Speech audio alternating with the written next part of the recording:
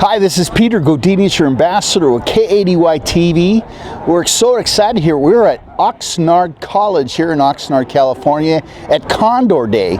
And what's special about this is we have a lot of important people, both the leaders and students, who we're going to get a chance to talk to. So enjoy our day with us.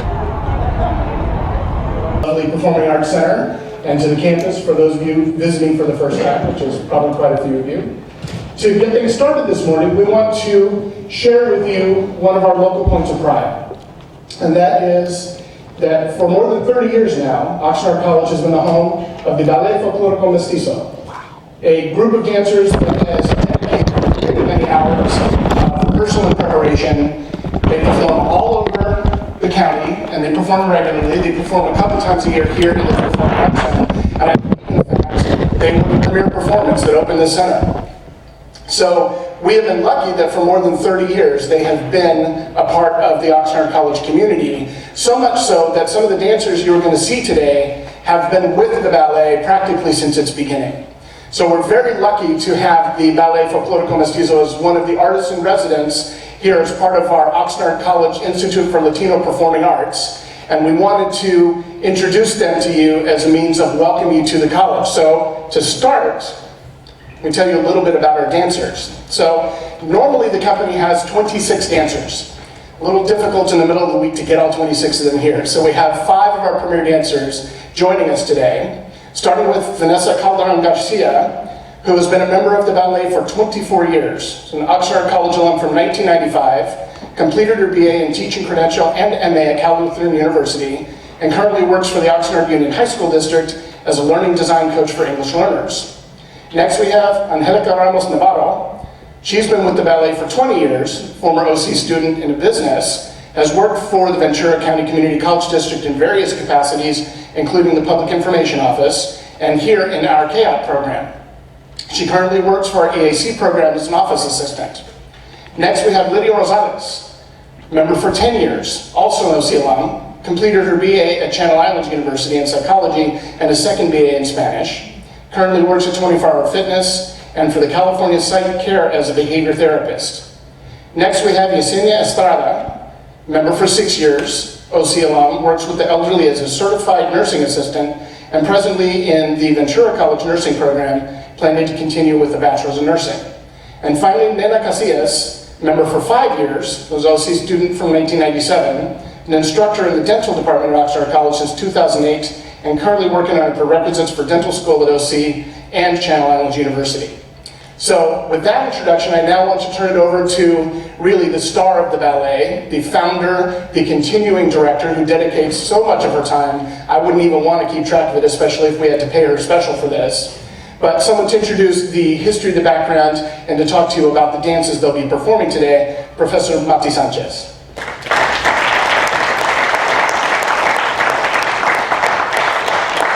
Good morning and welcome. As Ken said, my name is Mati Sanchez and I have been here at the college for 10 years, 35 years. And I founded the Ballet Folklorico Mestizo early in my arrival here at Oxnard College, working with students and faculty who wanted to promote the culture of Mexico through its music and its dancing. And today you will see 5 of our dancers who are representing 26 members of the troupe. And we're going to perform for you today dances from the state of Sinaloa.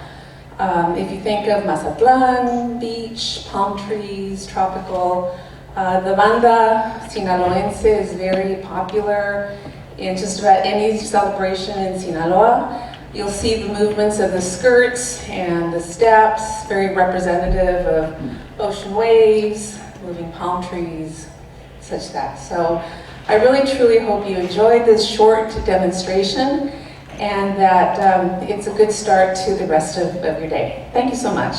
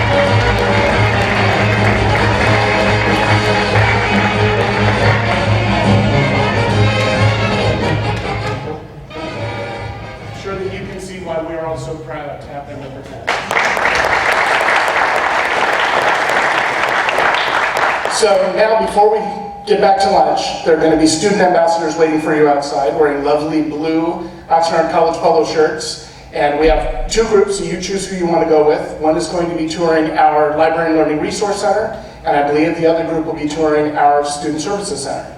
So as you exit out the front, look for the student ambassadors in the blue shirts, and they will take you on the tour. Thank you very much.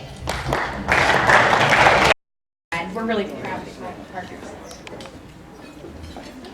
Nothing planned, so this is all impromptu, but it's a special meeting for me personally because I'm a byproduct of the Ventura County Community College system back in the early 80s, so don't do the math, but it's been a while. But again, we're a proud sponsor for a number of years for the California Community College system, and as Nancy said, we highly value the partnerships, and we're proud to say that we probably have, I think, 2/3, if not 3/4 of partnerships within the system today. So love it. We appreciate your support, and just enjoy the lunch and a great rest of the day. Thank you, Oxnard College. We have a few other partners in the room. Chuck Clinker with Banner Construction in the back. Alex's colleague Janet Hannerer from Pepsi. And I believe I saw Barbara Ginsberg, the senior partner at Atkinson, Andelson, Loyola, and Roma with us today. All right, she might have slipped out at this point. So it's really partners like these that help us expand our reach, and without the support of private philanthropy, business partners in the room, community colleges, I think would not be able to achieve our missions. And as the official nonprofit of the Chancellor's Office and the Board of Governors, the Foundation sees its role as one to benefit, support, and enhance the missions of the California community colleges. In doing our work, we seek to help facilitate collaboration, accelerate innovation, and increase system-wide resources through programs like entrepreneurial programs, philanthropy, state and federal contracts and grants. One specific program I wanted to mention that many of you are familiar with is our College Buys program. On your way out, we have some pens or other collateral that we'd love to invite you to take back to your desk or pass along to students.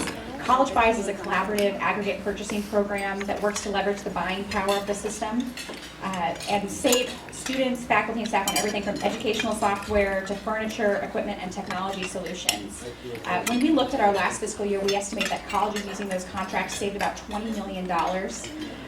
So we encourage you to take a look at those. and pass them on to students. Microsoft is one of the premier partners through that program. We're also proud to name Workforce Development as our flagship fundraising initiative in partnership with the work occurring with the Board of Governors. As they continue to look at recommendations to improve workforce development and career education, our efforts will follow suit, identifying projects and programs that offer more robust, paid work-based learning experiences and strengthen the collective outreach of our employer community. And so without further ado, I would like to turn our program over to Chancellor Bernie Luskin, who will be introducing Chancellor Harris.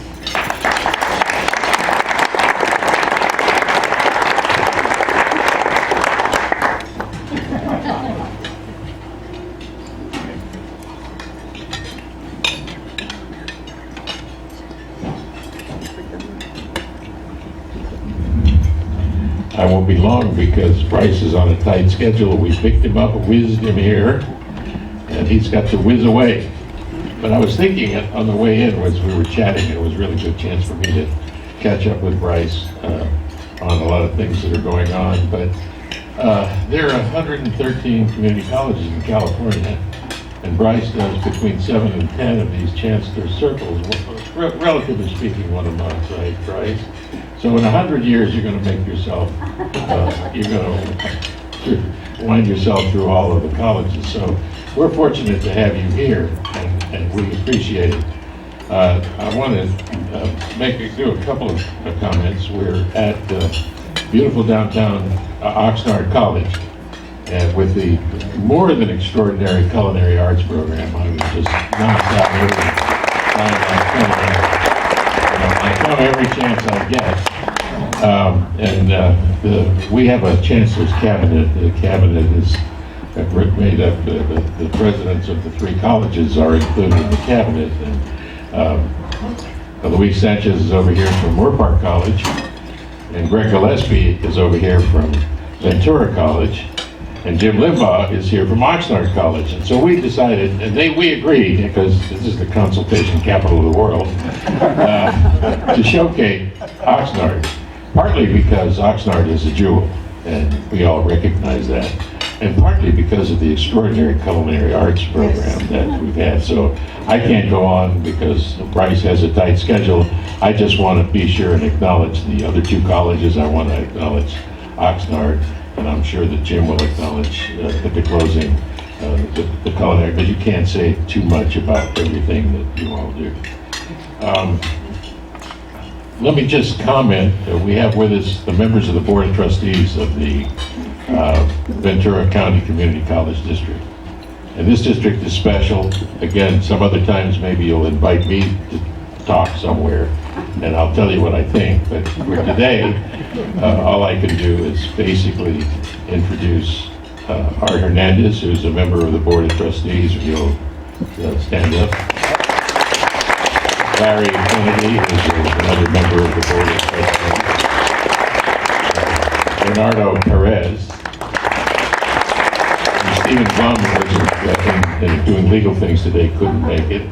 And the chairman of our Board of Trustees, Diane McKinney. So really, Diane is the number 1 on the Board of Trustees, and they all call me about 7 o'clock every morning, so I have a very highly developed communication relationship with the board members. And they're a wonderful board in this wonderful place. I'm not going to go through a lot of introductions because this was a VIP lunch. This is the Chancellor's Circle. So working with Nancy Pryor and where's Claire Geisen? Are you? Oh, there's Claire, Dr. Geisen. She just got her doctorate about a month ago. Chief of Staff for the Office of the Chancellor of the Ventura County Community College District.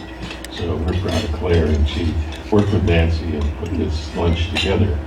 But everybody here is a VIP, so I'm not going to go into much depth. I'm going to let Bryce do much of that. But I have to say, and as I look at her, I know almost everybody in the audience, so my mind is flashing one way or the other.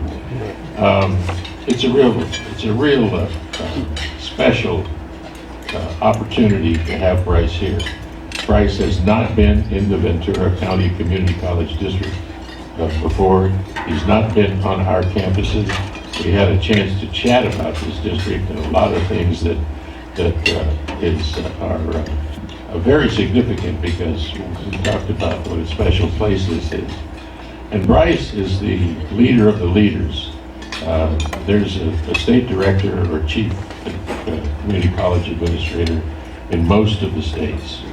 And California is the largest state in California, and the California Community College System is the largest of the system.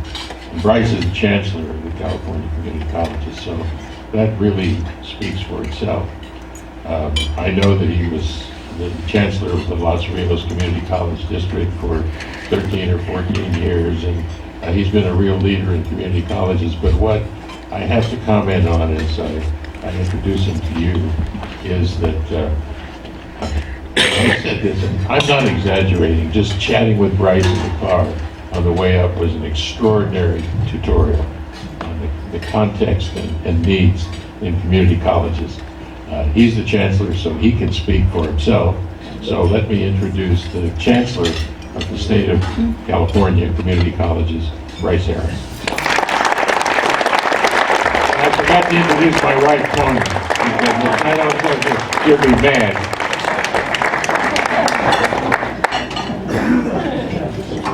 Thank you, Bernie, and thanks to all of you for being here. I think I'm going to try to work without that microphone so I can get down and talk with you in a bit more intimate way. I will tell you, when Bernie calls me the leader of leaders, I'm reminded that I was very fortunate. I had a role model of a dad in a small town in western Oklahoma who had a lot of leadership responsibility. He told me one time, he said, you never can tell with a real leader whether they're actually leading the parade down the street or being chased by a mob. And I've been in this job now for just shy of 3 years, and I will tell you that I feel this role alternates between actually leading and being chased by a mob. I really do want to express my appreciation to Bernie and Jim here at the college, and to Board Chair McKay and her colleagues on the board for hosting this activity today.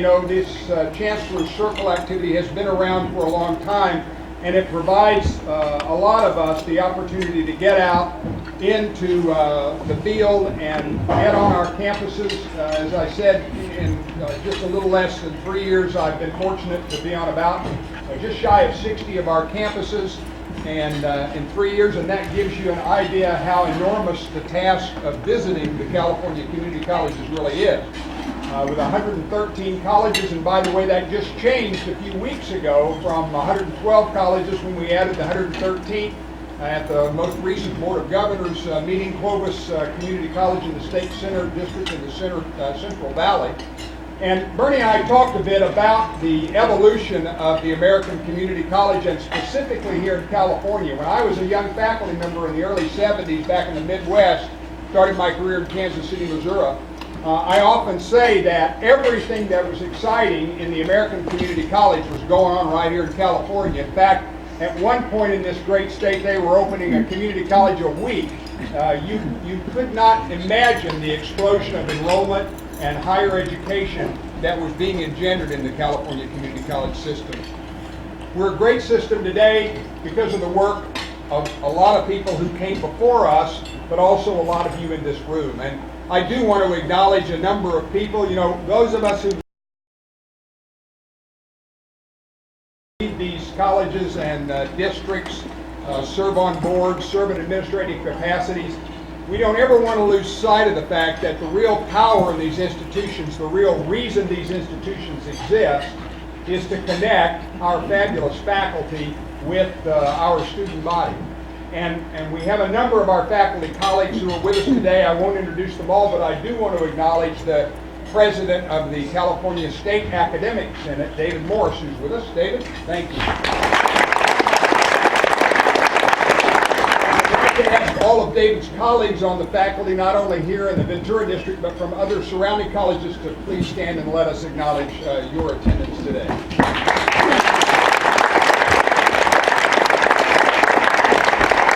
Now, a couple of faculty members members who didn't wave are standing in the back and overseeing this fabulous educational experience that we had at lunch today. So would the faculty members for the culinary program please wave your hands and let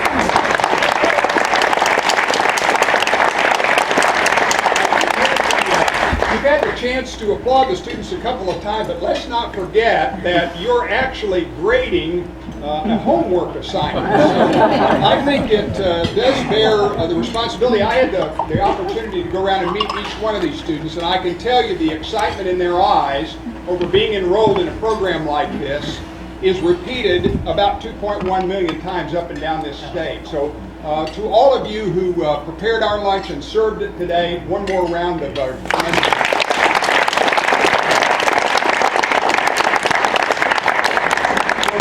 on the faculty, I think that's at least an A+. I also want to acknowledge a couple of other groups of folks who are with us today.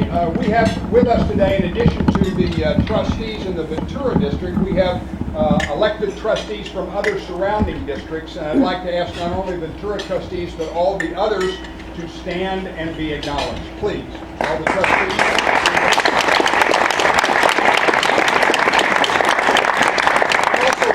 A number of my colleagues, CEOs from colleges in this part of the state, several of them, by the way, who keep coming to these Chancellor circles and hearing me say the same thing over and over again, and they really deserve credit. Please, CEOs in the area, stand up.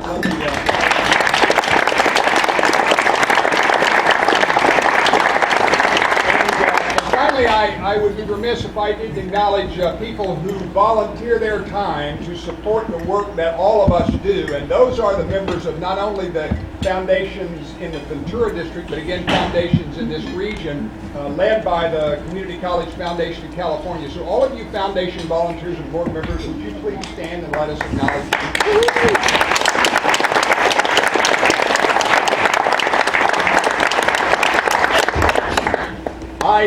I get the opportunity, as I mentioned, to do this almost every month. And some of the folks in this room have heard this presentation that I'll make 2 or 3 times in the last few months. So I try very hard not to go over the same exact wording every time, lest they glaze over and doze off. But at the same time, I will talk a bit about the state of California's community colleges, and specifically about some of the initiatives that we're undertaking in this great system. I know it is not lost on any of you that the last several years, until the last year or two, have been a real challenge for California's community colleges. We saw our enrollment peak in 08-09 at about 2.6 million students, and then went through the worst 4-year period of time, 5-year period of time than any of us who've been in education, not only in California but across the country in the last several decades, have seen. We actually had to ration education, had to cut courses for our students, and we lost 500,000 Californians who desperately wanted and needed an education that we had thrown away. That number probably is greater than that, because in reality our system was growing, and had we continued on the same growth trend, it's not unreasonable that we probably would have been at 2.7 or 8 million students. So we probably saw between 600,000 and 700,000 Californians denied access to higher education. A tragedy that those of us who believe in the American Community College and open access took very painfully. During that time, by the way, it would have been far worse had our faculty not stepped up and our staff, classified staff, not stepped up and taken more and more students. We saw the average class size in California's community colleges increase from 28 per class to 31. We saw lines of financial aid and admissions get longer and longer. We saw more and more of our faculty and staff and our volunteers and our colleagues shouldering a more and more heavy load each year just to try to keep from turning away any more students than we had to. And I believe that probably saved, if you look at the students beyond our funded cap, somewhere in the neighborhood of 150,000 to 200,000 students who rightfully came to our colleges and we did not receive any pay for whatsoever. And again, that was out of the kindness, the generosity, the passion of all of the folks in our colleges. But today is a better day, a much better day. And I want to focus on the 2 or 3 things that are commanding the lion's share of our attention, and then I'll update you on a number of other activities that I think you will find of interest as well. But really, if you look at the California community colleges, we are a huge and diverse system, the largest system of higher ed in this country, probably in the world. In fact, if you look at the impact of California's community colleges, 1 of every 5 students in an American public community college are enrolled right here in California. And if you combine the UC and the CSU, 1 in 8 students in American public higher education are enrolled in California.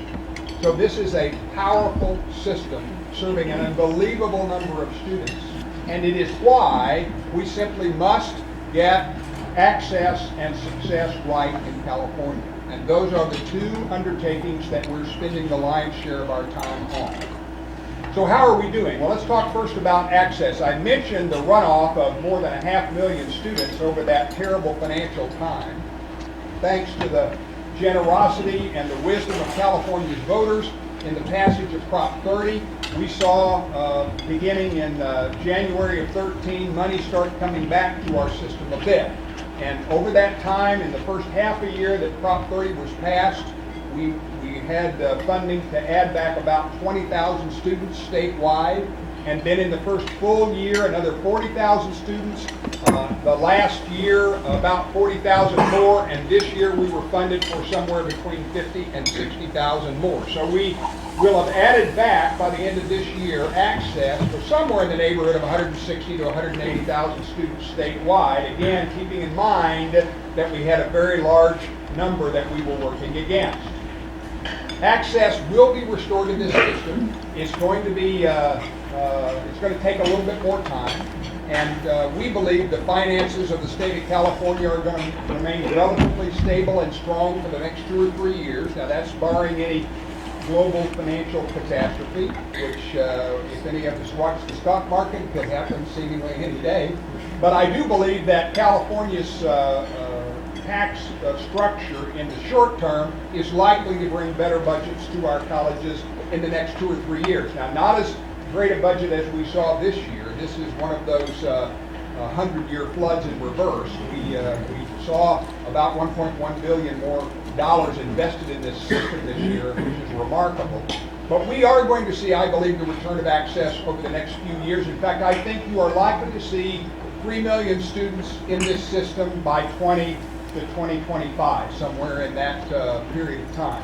The demand is tremendous. We do have some downward pressure on our enrollment. We are seeing a flattening of the high school graduation rates, and that tends to suppress our enrollment a bit. We're also seeing a fairly dramatic uptick in the economy, and we tend to run counter to the economy, so as people go back to work, not as many of them go to college. So those 2 pressures may slow our enrollment growth a bit, but the most dramatic up pressure on our enrollment is the requirement of education beyond the high school diploma to get a decent job in America today. And if you look at the change in employment in California over the last decade, we've seen a dramatic shift of the number of new jobs created that require education beyond the high school diploma. And by the way, when you segment the growth in employment in our state, you will see certainly growth at all of the education levels, the graduate level, the bachelor's degree, but the greatest amount of growth in the foreseeable future is in that band with more than a high school education and less than a bachelor's degree. A lot of the jobs that are being created, a lot of the jobs that exist are being upgraded to include education beyond a high school diploma. And so we believe that our future is bright and that our enrollment is going to trend upward in years to come.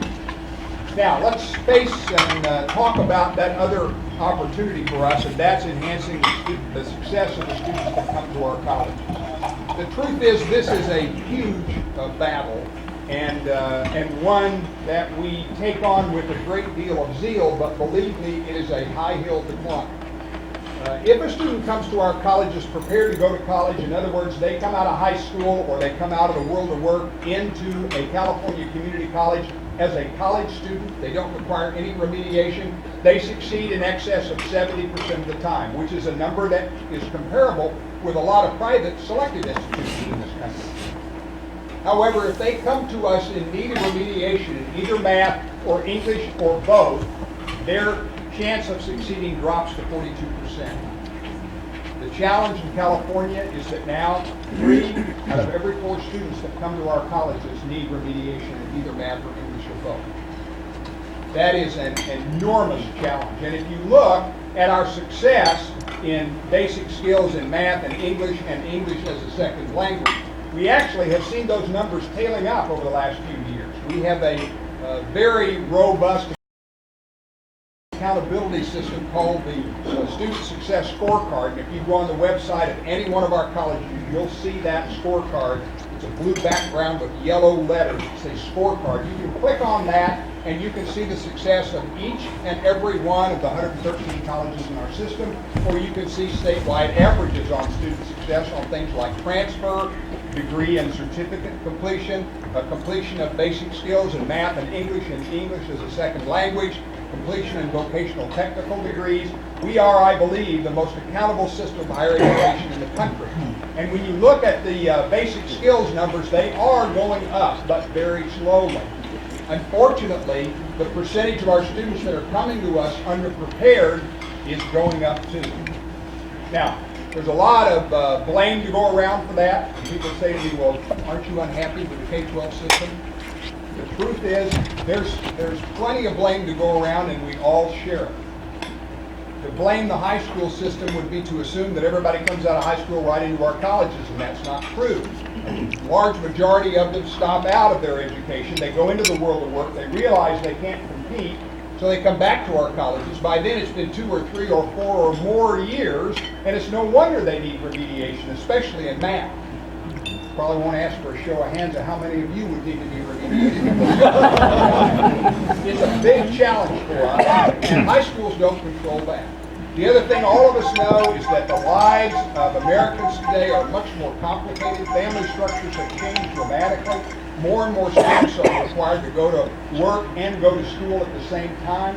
The cost of living in California is a challenge for the students. The hurdles these students have to overcome are almost unbelievable.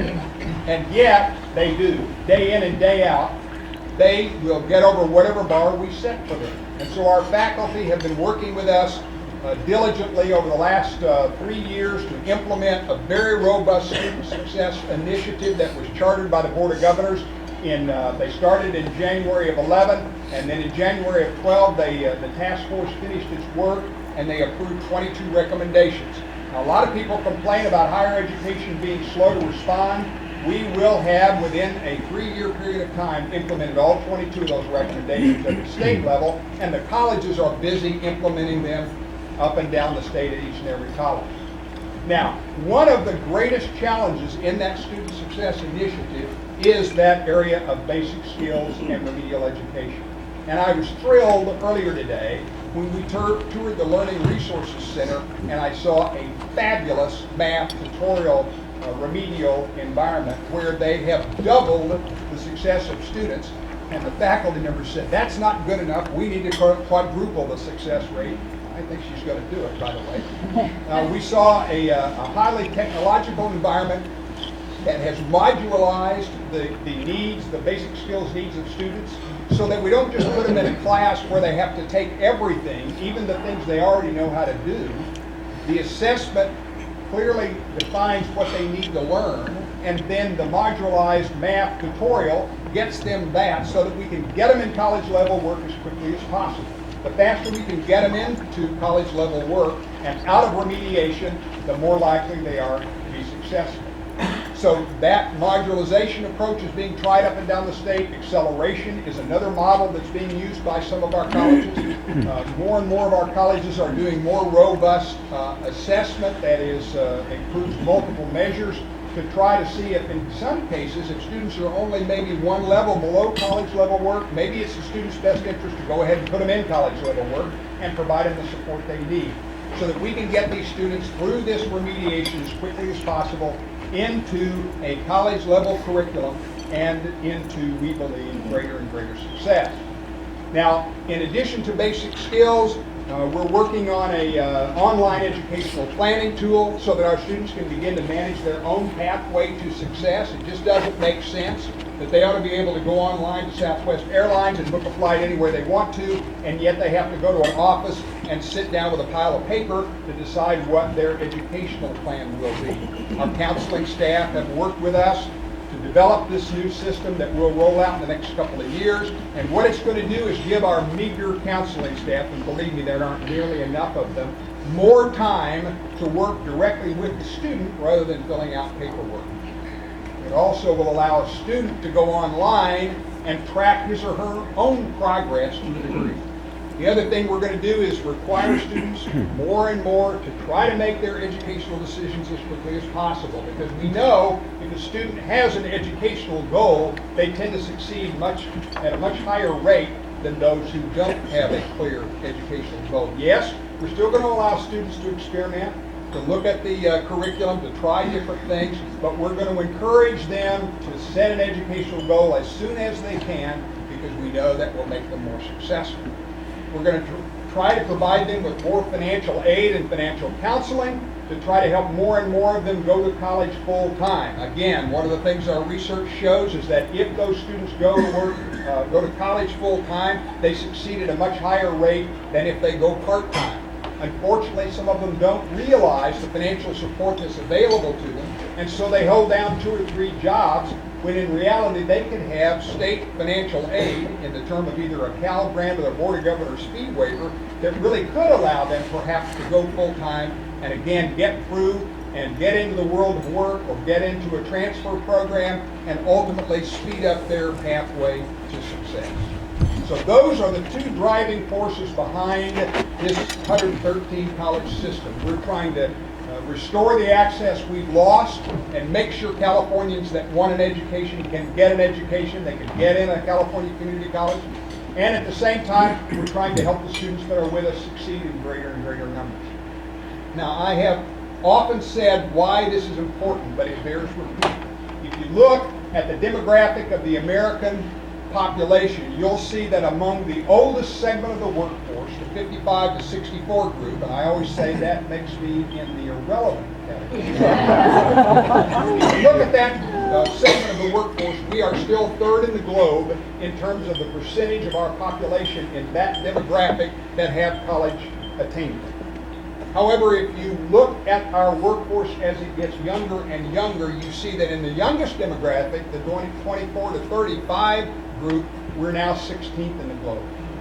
And that's why President Obama, the U.S. Congress, that's why Jerry Brown and the state of California legislature, that's why local trustees and civic leaders say we can't compete in America if we have an increasingly less educated citizenry.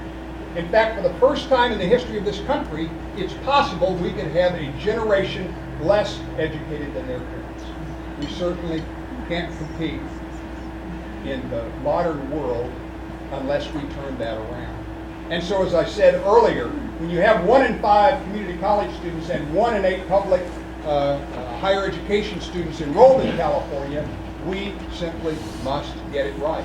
We have to restore access to the system, and we have to help students succeed in greater and greater numbers. Now, in addition to those 2 things, and believe me, there's nothing I'd like better than if we could spend all of our time only on those 2 great initiatives, but there are a lot of other things that are really subsets of that student success that I'll update you on. The first one is transfer. One of the things that we've struggled with in California is with 2 fabulous university systems, as huge as they are, and a community college system, the ability to articulate and transfer from one institution to another has never been very good. In fact, it's been a real challenge for our students. Sometimes they end up repeating courses. Sometimes they want to go in a given area and they end up traveling to a whole different part of the state because the transfer pathways were not very clear. And so a couple of years ago, actually 3 years ago, the California State University then Chancellor and Chancellor Scott in our system worked out an agreement, Charlie Reed and Jack Scott, to improve transfer between the CSUs and the California community colleges. And thanks then to the work of our faculty over about 2 years, creating 1,600 new transfer degrees in our colleges up and down the state. And since that time, another 200 or 300 on top of that.